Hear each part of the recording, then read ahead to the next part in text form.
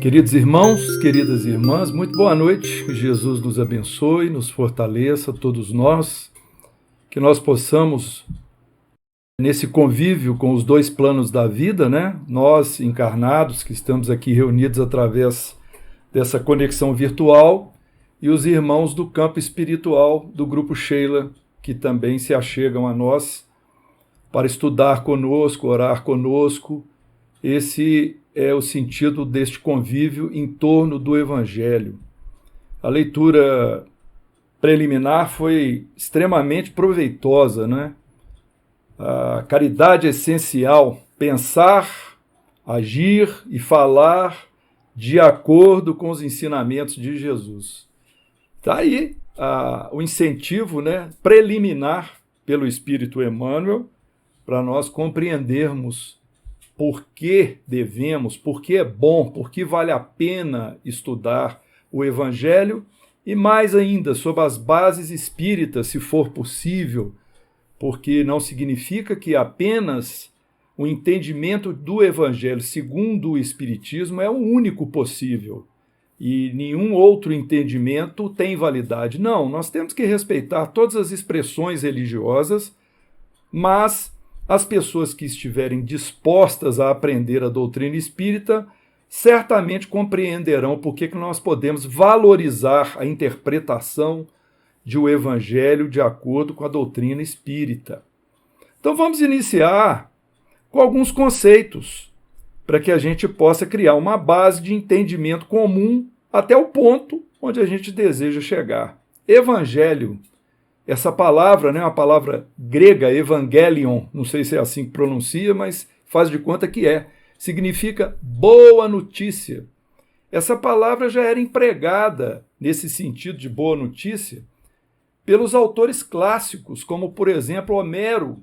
Homero nasceu em 928 a.C., então quase 1000 anos antes de Cristo essa palavra já era empregada com esse sentido.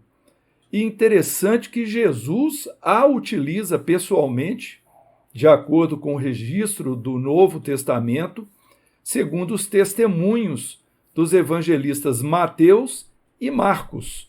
Essa palavra aparece dezenas de vezes no Novo Testamento. Importante para nós entendermos o que significa evangelho, a boa notícia. E a palavra testamento, né, o Antigo Testamento, o Novo Testamento, a palavra testamento, como termo bíblico, ela significa aliança.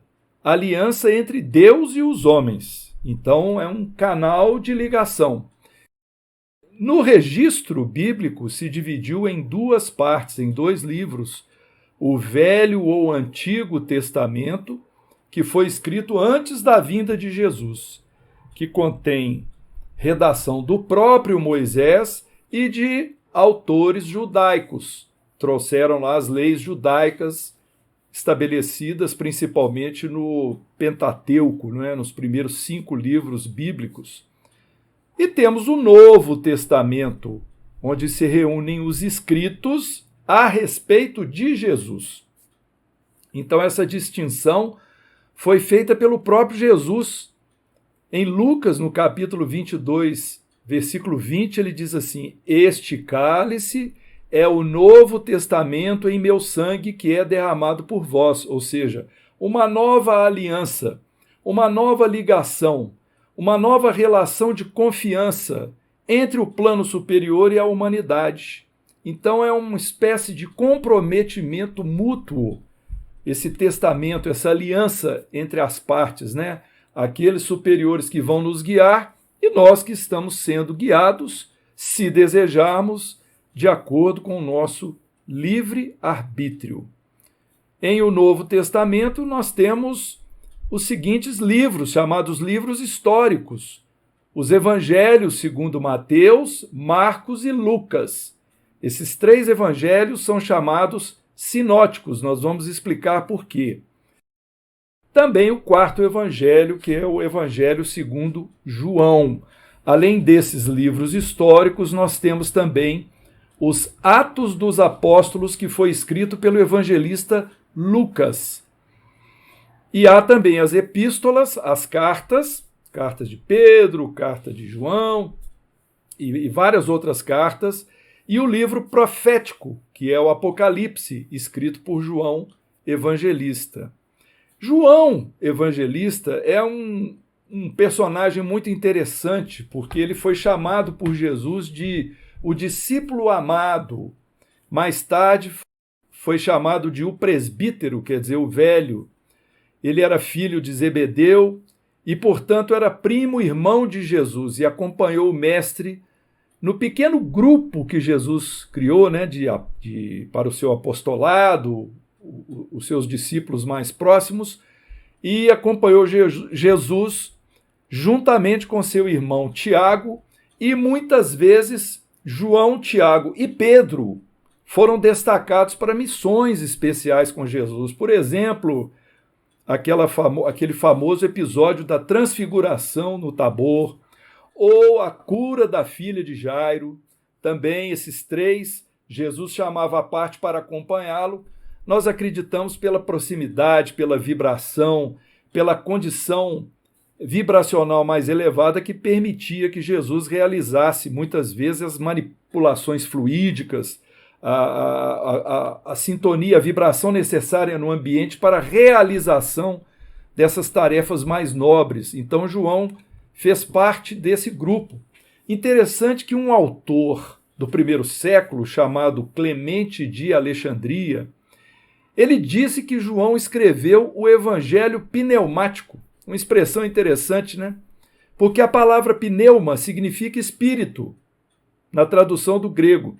Então é o evangelho espiritual, ou seja, o evangelho que é carregado de pensamentos altamente espiritualizantes, porque João coloca em Jesus a condição de Cristo, de espírito elevado, nas suas palavras, nas suas expressões. Então João tem realmente essa particularidade que nós não vemos nos outros casos, né, nos evangelhos sinóticos. E João escreveu o seu evangelho entre os anos 70 e 100 e desencarnou em 104. E o estilo de João, então, é altaneiro, né? É um evangelho que está repleto de simbolismos e deu, inclusive, origem a uma teologia, né? E no princípio era o Verbo, e o Verbo estava em Deus, e o Verbo era Deus. Isso é um movimento teológico interessante que a gente vê logo no primeiro capítulo do Evangelho de João. Agora, em termos linguísticos, Lucas é o evangelho mais correto. Por quê? Porque Lucas era o mais instruído, era médico, não é? Marcos era o mais vulgar na redação e Mateus escreveram numa linguagem intermediária, né? Mateus e João, na verdade, escreveram numa linguagem intermediária. Mateus dirigiu as suas palavras aos judeus. Ele queria provar o sentido, né, o caráter profético de Jesus. Então ele sempre cita, né, como havia sido dito, ele sempre está fazendo referência às antigas escrituras. Uma outra figura interessante nessa composição dos evangelhos foram os copistas. Os copistas eram as pessoas encarregadas de copiar os manuscritos. Eles se chamavam copistas ou escribas, então era a prensa da época, né? Eles iam reproduzir várias cópias dos registros evangélicos, mas nem sempre esses copistas conheciam bem a língua, eles eram apenas bons desenhistas de letras. E pior é que, se dentre eles alguns tinham conhecimento da língua, muitos se arvoraram a fazer emendas, ou seja, a completar textos de acordo com o que eles achavam que era o certo, que achavam que era do seu conhecimento. Então, muitas vezes, isso trouxe confusões, trouxe intromissões nos textos, e isso pode causar um pouco de dificuldade interpretativa. Então, não havia, naquela época, sinais gráficos para separar orações, as próprias palavras eram copiadas em seguida, sem intervalos, para poupar o pergaminho, que era muito caro. Então, tudo isso traz para nós uma dificuldade, né, de nós também podemos imaginar que não foi muito fácil sair do original escrito dessa forma e chegar até aqui no Brasil, na nossa língua portuguesa, por exemplo, né? Passando até por outras línguas primeiro, como o inglês, o alemão, o próprio grego, que foi o original do Evangelho, né? Então, podemos falar um pouco sobre isso. A língua original do Novo Testamento é o grego denominado koiné, ou seja, o grego comum, o grego popular, falado pelo povo. Então, não é o grego clássico que compõe os textos evangélicos, é esse grego falado pelo povo. O grego do Novo Testamento, ele apresenta um colorido meio hebraísta, ou seja, misturado com expressões do hebraico. E bem se compreende a razão, porque todos os autores dos evangelhos, à exceção de Lucas, eram judeus. Lucas é o único que era grego. Aí nós chegamos na Vulgata. O que foi a Vulgata? A Vulgata foi a tradução latina de Jerônimo, ou seja, Jerônimo pegou o original grego, traduziu para o latim, para que o mundo latino pudesse conhecer o conteúdo do Evangelho, não é? Recebeu esse nome Vulgata, ou seja, edição para o vulgo, e essa edição tem caráter dogmático para os católicos romanos. Por isso, muitas coisas que estão nesses termos da Vulgata são considerados sacramentos, são considerados coisas altamente verídicas e sagradas. E, no caso, para nós, o Espiritismo faz uma interpretação um pouco diferente, porque o nosso modelo é um modelo de ir pela lógica, pelo conhecimento, pelo fato histórico, e também, quando nós introduzimos os nossos princípios da doutrina, muitas vezes a nossa interpretação se torna mais clara do que essas de caráter dogmático. Nós vamos ver isso também daqui um pouquinho. Então vamos falar agora um pouco sobre esses evangelhos sinóticos, né?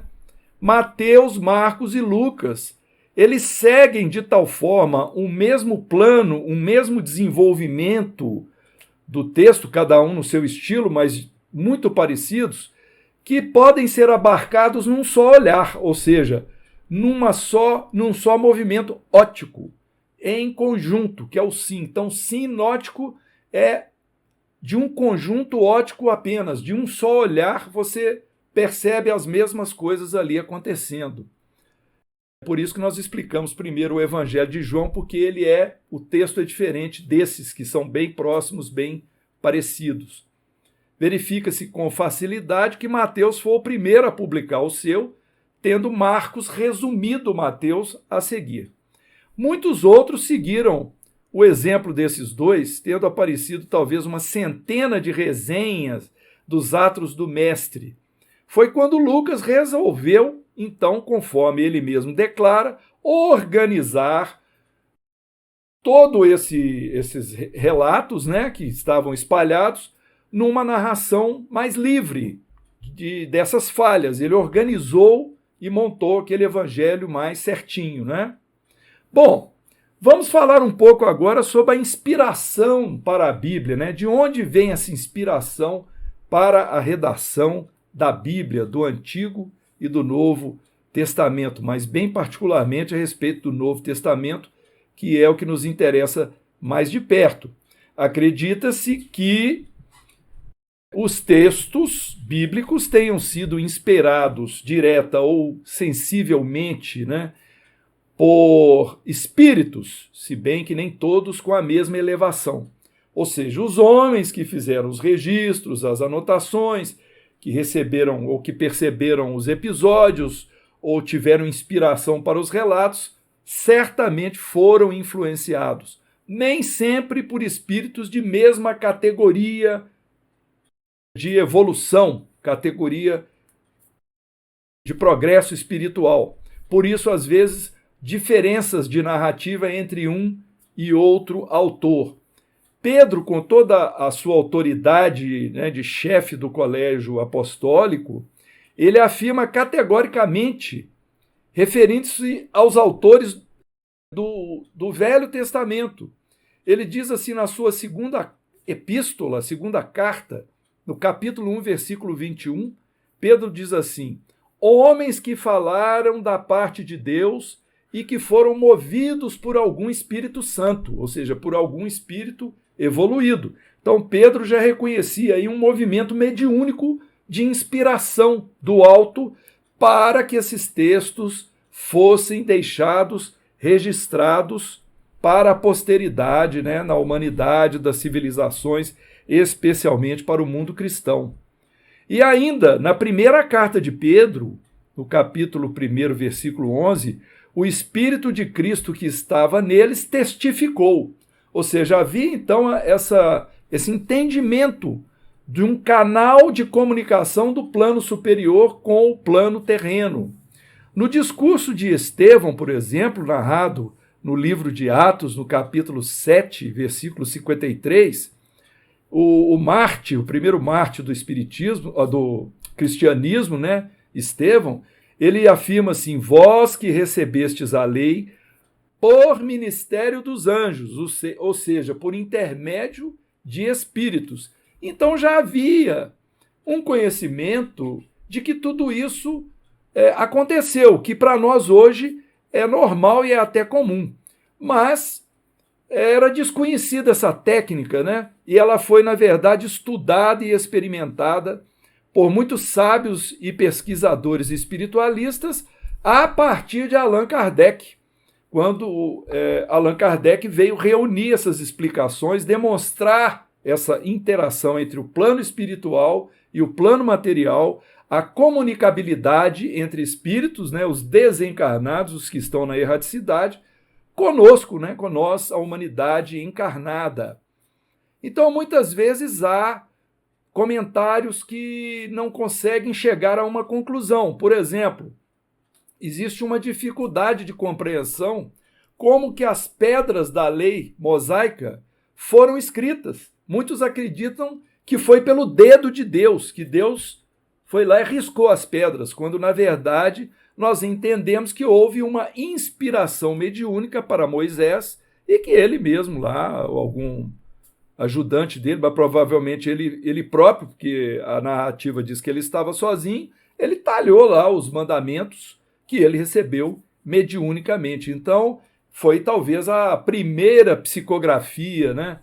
Uma psicografia, seja ela mecânica ou semimecânica, né? Consciente ou inconsciente, mas que vem evidenciar essa interação entre o campo superior e o campo material. Muito bem, vamos falar agora de como a gente deve interpretar os livros sagrados, né? Interpretar a Bíblia. Nós temos, naturalmente, uma grande dificuldade de interpretar a Bíblia diretamente, mesmo que a gente fique só no Novo Testamento.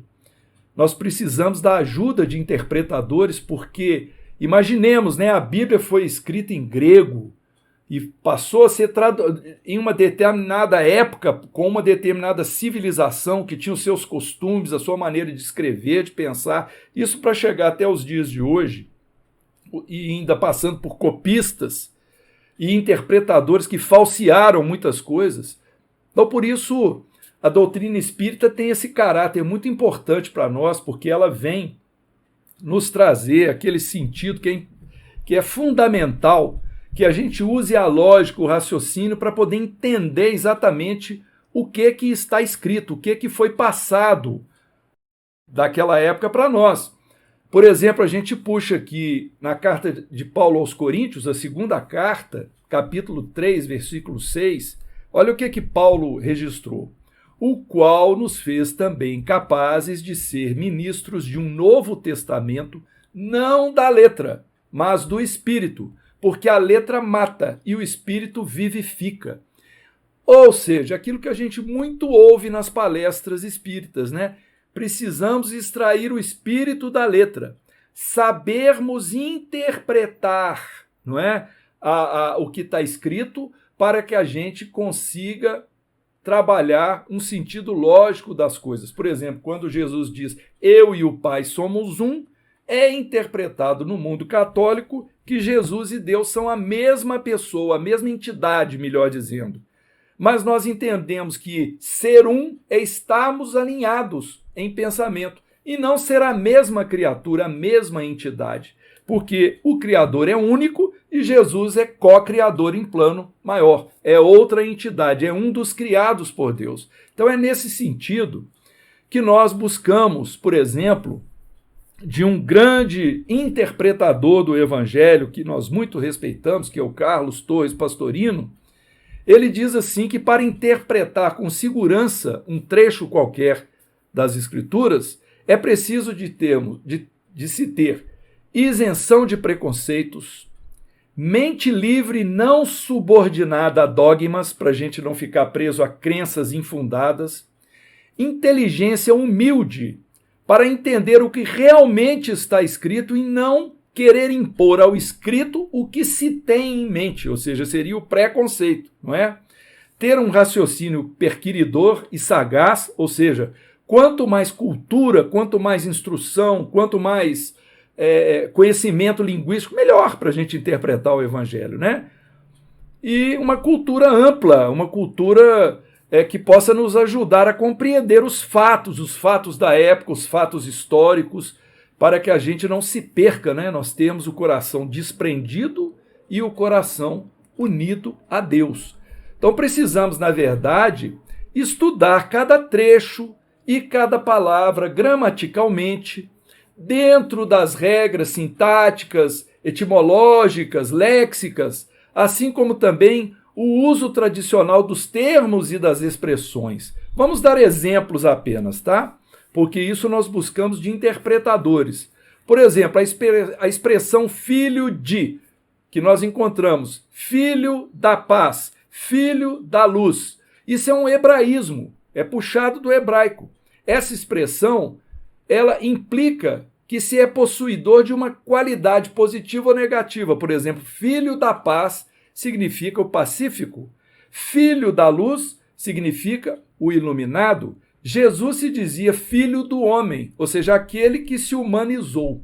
Então são expressões que não são da língua portuguesa, isso veio lá do hebraico, é um hebraísmo aplicado à língua grega que depois foi traduzido. Olha a dificuldade, por isso nós não vamos ficar estudando grego, estudando hebraico, ou nos perdendo nessas análises, porque nós já encontramos disponível aqueles que fizeram isso por nós, que nos ajudaram com as suas interpretações.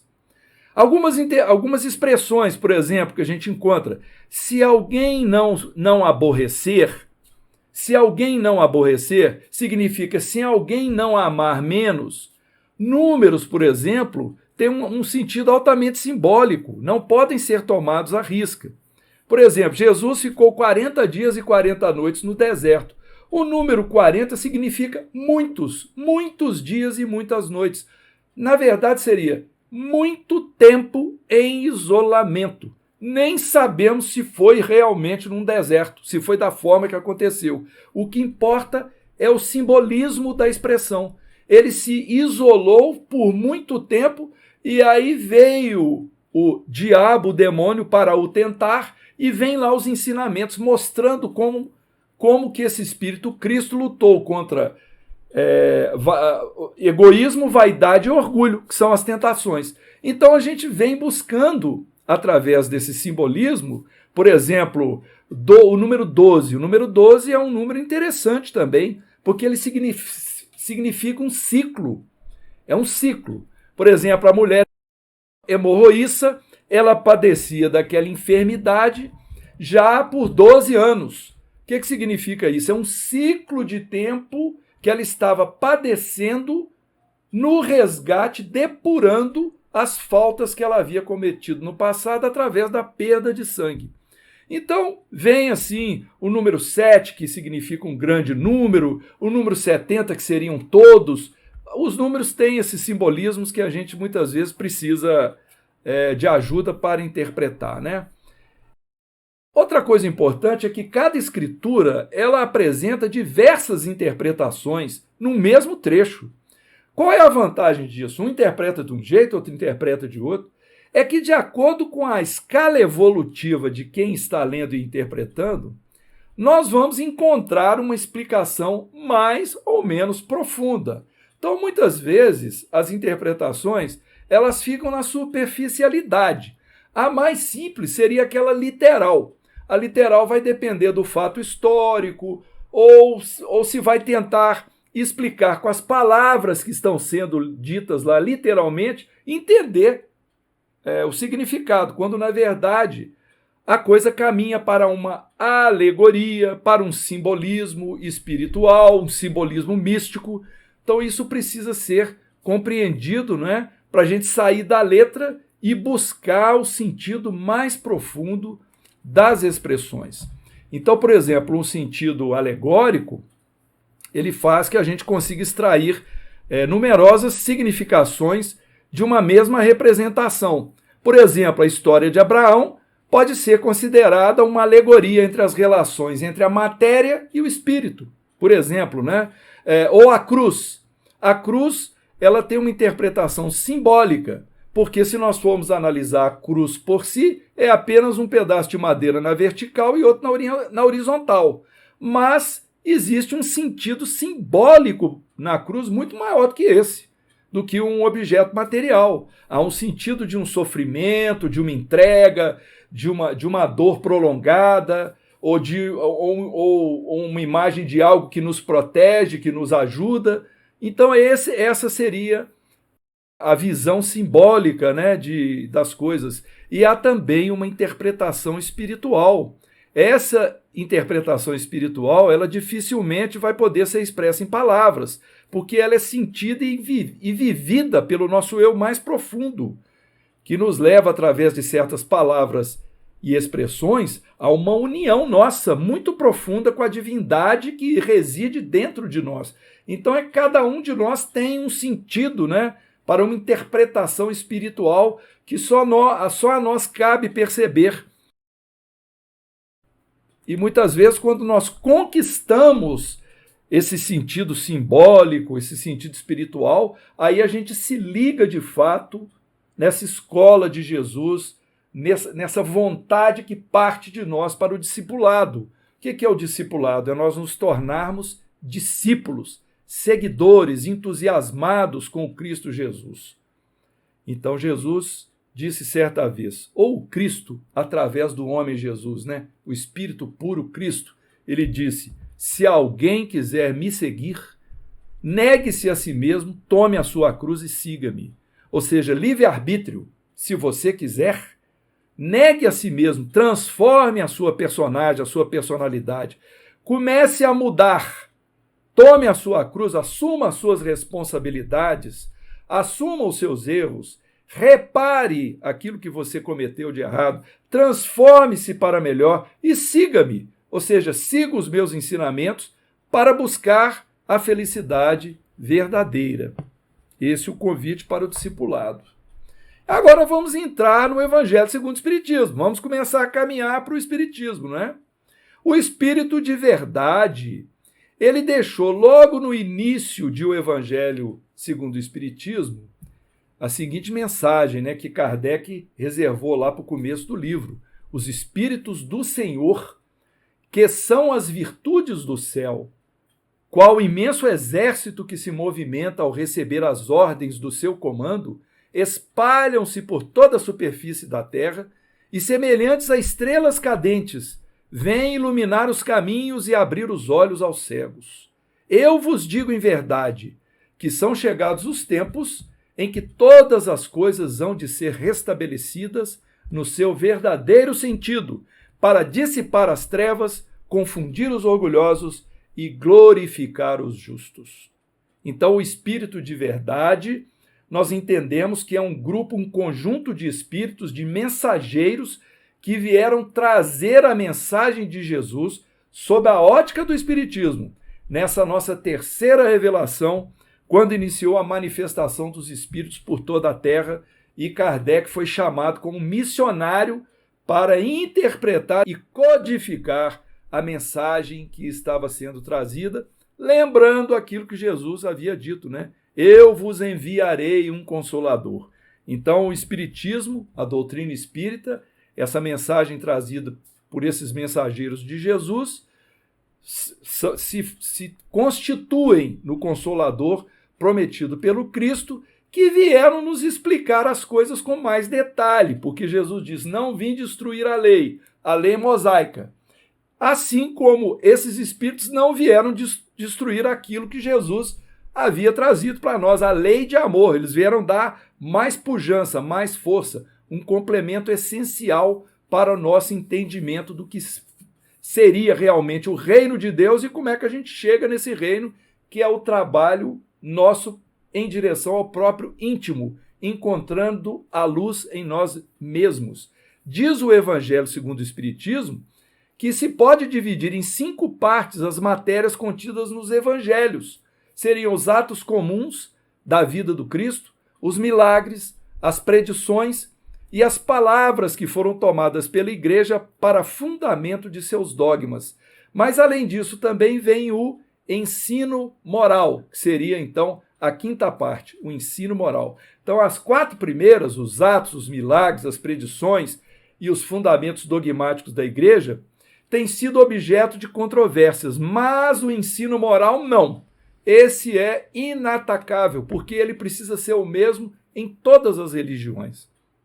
Então, os espíritos trazem ainda, nas anotações de O Evangelho segundo o Espiritismo, o seguinte: diante desse código divino, a própria incredulidade se curva. É terreno onde todos os cultos podem reunir-se, ou seja, o aspecto moral do ensino cristão, estandarte sobre o qual podem todos colocar-se, quaisquer que sejam suas crenças, porquanto jamais ele constituiu matéria das disputas religiosas, que sempre e por toda parte se originaram das questões dogmáticas. Para os homens em particular, constitui aquele código uma regra de proceder que abrange todas as criaturas da vida privada e da vida pública, o princípio básico de todas as relações sociais que se fundam na mais rigorosa justiça. Então, olha que maravilha, né? Como é que o Evangelho segundo o Espiritismo, ele traz para nós essa demonstração de que em torno da moral do Cristo, nós podemos nos situar com toda tranquilidade, não é? Porque ela vai nos colocar da melhor maneira possível diante de todas as expressões onde nós podemos nos manifestar durante a nossa vida na matéria. Muito bem. Então, também está escrito no Evangelho que poucos conhecem a fundo e menos ainda são os que compreendem essas leis morais e sabem deduzir as suas consequências. Por quê? Há muita dificuldade que se apresenta do entendimento do Evangelho, que para o maior número de seus leitores é ininteligível. Então, realmente não há como negar que estudar diretamente o Evangelho, o Novo Testamento, é uma coisa muito difícil, pelos motivos que nós explicamos, Pelo fato de estar escrito numa linguagem arcaica, numa língua diferente, e estar repleta de símbolos, de misticismos ali, de palavras que têm um significado por detrás. Interessante como é que Jesus nos ajudou muito com isso, quando ele trouxe para nós as parábolas, não é? Porque através das parábolas, ele passa o ensino moral através de uma historieta fácil de memorizar, mas que não é para ser interpretada literalmente. Nós precisamos buscar, a letra mata, o espírito vivifica, nós precisamos buscar o real significado dessas passagens. Então a doutrina espírita tem a sua autoridade, há um controle universal dessa doutrina dos espíritos, sob a ótica de Jesus, com seus mensageiros nos auxiliando. O espiritismo, por isso, foi um movimento em âmbito mundial, na verdade, iniciado pelos espíritos superiores, mensageiros do Cristo, como nós dissemos, o Consolador prometido, foi codificado por Allan Kardec e estratificado em princípios fundamentais que facilitam o aprendizado. Então, esses princípios, nós devemos buscar na literatura espírita quais são os princípios fundamentais da doutrina espírita, que nos estudos aqui da União Espírita Mineira se transformaram em 15 princípios, mas eles estão espalhados, vamos dizer assim, ao longo da obra da codificação. Que obra de codificação foi essa? Olha, a sequência de publicação de Kardec, o primeiro livro foi publicado em 1857, O Livro dos Espíritos, que marcou o início do Espiritismo, oficialmente, não é? 18 de abril de 1857. Depois, em 1861, Kardec publicou o Livro dos Médiuns. Em 1864, a parte moral, ou seja, o Evangelho segundo o Espiritismo. Em 1865, o Céu e o Inferno. E o último livro da codificação, em 1868, a Gênese, não é? Então, são livros importantes para que a gente leia e estude, mas para nós é fundamental, pelo menos para o espírita, ler o Livro dos Espíritos, não é? Porque o que nós recebemos através do Evangelho segundo o Espiritismo foi: espíritas, amai-vos. Este, o primeiro ensinamento. Instruí-vos, este, o segundo. Então, o espírita é convidado a desenvolver o seu sentimento na direção do amor e a sua cultura através da instrução, do estudo. É preciso ler muito, estudar muito, para que a gente possa chegar às conclusões por nós mesmos e não ficarmos dependendo dos outros. Então, com relação à moral cristã, o Evangelho segundo o Espiritismo traz para nós, por exemplo, dicionário de alguns termos históricos, explicações sobre os precursores das ideias cristãs, como Sócrates e Platão, a explicação das máximas morais do Cristo em concordância com a doutrina espírita e várias instruções dos espíritos. Então, nós, para conseguirmos fazer uma boa interpretação do Evangelho segundo a luz da doutrina espírita, precisamos estudar o Espiritismo em profundidade, quanto mais melhor, primeiro, porque aí uma releitura dos ensinos de acordo com o Espiritismo, dos ensinos do Cristo, vai dar para a gente uma visão diferente. Por exemplo, certa vez, em um grupo que nós estávamos visitando um determinado hospital, aqui em Belo Horizonte, nós fizemos um comentário a respeito daquele trecho que Jesus fala: há necessidade que haja escândalo, mas ai daquele por quem o escândalo venha. Então nós fizemos, na hora que nós mencionamos esse trecho, fizemos a explicação de acordo com a interpretação de Kardec em O Evangelho segundo o Espiritismo.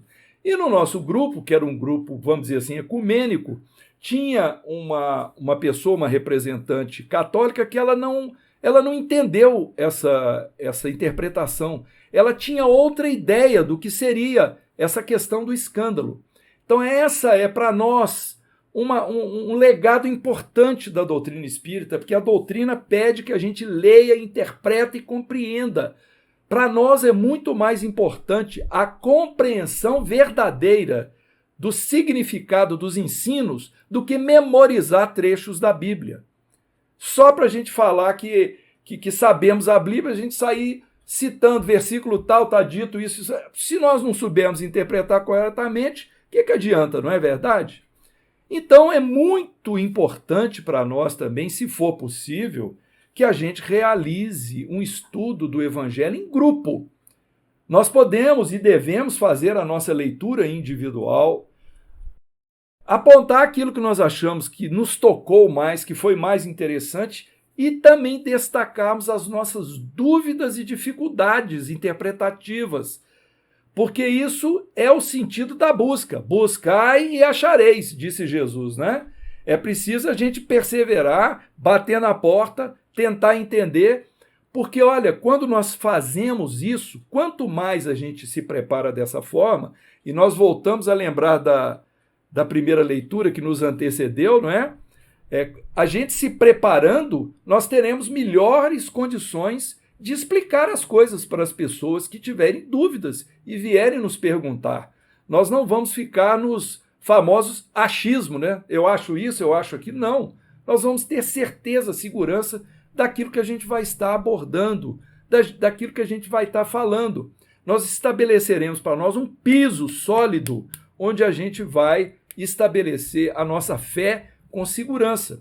Então, esse estudo em grupo, ele vai nos ajudar, porque sempre vai ter uma pessoa com um entendimento diferente ou melhor do que o nosso, e a gente vai aprender. Ou uma pessoa que está com um pouco mais de dificuldade, que nós vamos poder ajudá-la. Então, é sempre muito útil fazer o estudo em grupo, né? E é preciso que a gente lembre que os evangelhos existem, na verdade, por esforço e por bondade dos seus autores, né? Eles deixaram os evangelhos como legado para a humanidade. Então nós podemos oferecer de volta, em retribuição, o estudo e a divulgação com uma interpretação bem feita, porque ela virá a partir do nosso esforço de compreensão e o nosso esforço interpretativo. Então, o estudo, né, o conteúdo da Boa Nova, ele oferece para nós ensinos diretos, parábolas, fatos extraordinários, curas, profecias. São tantas passagens de Jesus que enriquece o conhecimento nosso a respeito desses ensinamentos cristãos. E são instrumentos didáticos muito eficientes, porque eles vão estimular o nosso entendimento e também vão experimentar a nossa capacidade interpretativa, ou seja, que vai ser de acordo com o nosso nível evolutivo, né? Então, para um estudo mais aprofundado, nós necessitamos de um material vasto de consulta. Se a gente quiser realmente aprofundar nas coisas, nós vamos precisar consultar diretamente o Novo Testamento, a codificação do Espiritismo, as obras subsidiárias espíritas, são obras de autores que vieram através dos médiuns brasileiros, por exemplo, Chico Xavier, Divaldo, né? Os livros de Emmanuel, do Irmão X, de André Luiz, os livros ditados pela Joana de Ângeles ao Divaldo Franco, e assim por diante, ou seja, livros que têm esse conteúdo que nós podemos ter segurança das psicografias, né? da legitimidade dos autores espirituais. É bom também a gente se valer de dicionários bíblicos, dicionários linguísticos. Então, a pessoa, quando ela vai aprofundar, ela realmente, eu posso ficar só na superficialidade, não tem problema nenhum, eu quero interpretar só para mim mesmo, só para satisfazer as minhas necessidades de esclarecimento. Mas se eu quiser me arvorar, por exemplo, a fazer uma palestra, a fazer um estudo, tudo isso que nós estamos falando é importante. E vamos dizer aqui, sem falsa modéstia, que ao longo da nossa caminhada na doutrina espírita, nós fomos descobridores de diversos talentos, pessoas que estavam ao nosso lado nos ajudando, pessoas da própria plateia que vinham ao microfone fazer uma prece, ou pessoas que estavam conosco na reunião mediúnica fazendo as suas interpretações, nós identificamos como potenciais palestrantes. Estimulamos essas pessoas e elas foram fazer o curso, começaram a usar essas ferramentas e se tornaram muitos, ou a maioria delas, hábeis palestrantes, que estão aí já com uma grande experiência, né? Então, é bom também a gente consultar artigos especializados, né, de hermenêutica, ou seja, de interpretação evangélica, muitos autores fazem isso, né? Então, a intensidade, o nível de aprofundamento nos variados temas vai de acordo com o grau de interesse, sensibilidade e capacidade interpretativa do estudante. É imperioso para nós, como dissemos, o conhecimento pleno dos princípios fundamentais da doutrina espírita. Deus, Jesus, espírito, perispírito, evolução, reencarnação, vida futura, imortalidade da alma, etc, etc. Não vamos falar os 15 aqui, porque podemos esquecer alguns deles, né? Para a gente não se perder aqui. Mas, de qualquer forma, eles estão aí disponíveis e nós podemos, no seu estudo, já ganharmos assim um senso de interpretação da doutrina espírita. Devemos lembrar, por exemplo, daqueles livros maravilhosos de Emmanuel, como Palavras de Vida Eterna, Vinha de Luz, Fonte Viva, etc. Segue-me, que ele pega um versículo do Novo Testamento, geralmente, às vezes do Antigo, mas normalmente do Novo Testamento, e Emmanuel interpreta para nós o significado espiritual, simbólico daquelas palavras. Então vem nos ajudar justamente a ter esse olhar, que não seja um olhar meramente literal, né, daquilo que está escrito, e buscar o que está por trás da letra, como temos dito, né? Então, em busca de interpretação e análise, nós devemos, quando estudar, focar a compreensão da palavra, da expressão, da frase, do versículo, do texto completo. Então não é apenas ler por ler, é ler, reler. Geralmente os textos têm início, desenvolvimento e conclusão. As mensagens de Emmanuel sempre são assim. Então, quando nós levamos isso em grupos de estudo, nós procuramos buscar dos colegas esse nível de interpretação. Porque às vezes as pessoas se perdem, elas começam a ler, mudam o assunto, ou começam a pensar de fatos que aconteceram em suas vidas privadas, mas se esquecem de buscar o significado daquilo que está sendo lido. Por isso é importante nós praticarmos, né, a interpretação de texto, a busca dessa condição nossa de captarmos as ideias que estão sendo transmitidas por nós. Então, na interpretação literal, naturalmente, nós vamos buscar, né, ocorrências históricas, como hábitos sociais, da política, da religião, costumes regionais, alimentação, expressões vigentes, valores monetários, profissões, cargos, lugares, tudo isso está no contexto literal. Mas para a interpretação espiritual e moral, vai ser necessário compreender as alegorias, os simbolismos, as comparações, as analogias, as parábolas. Isso para nós vai ser também mais profundamente importante. Compreender a representação simbólica de personagens e objetos, o que os fariseus representam, o que os doutores da lei representam, não é? Objetos também têm o seu significado, seja por suas características físicas ou pelo caráter ou função. Então vamos trazer alguns exemplos aqui. Os saduceus, os cegos, os paralíticos, os coxos, os surdos, os mortos, a vinha, a uva, o deserto, tudo isso na interpretação traz um simbolismo. E os movimentos também, olha que interessante. Movimento de subida e descida.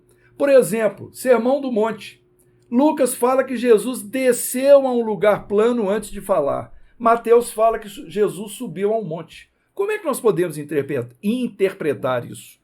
Ora, na descida do monte, Pastorino propõe que Jesus baixou vamos dizer assim, num certo sentido, né? Ele se dirigiu ao homem encarnado com as suas dificuldades na matéria. Então, por isso, ele desceu a um lugar plano.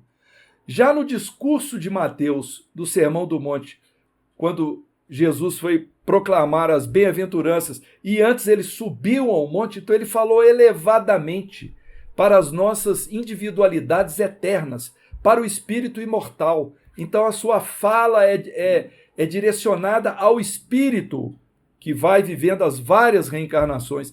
Então, sabendo isso com antecedência, nós conseguimos interpretar melhor as passagens, né? Locais altos e baixos. Por exemplo, né?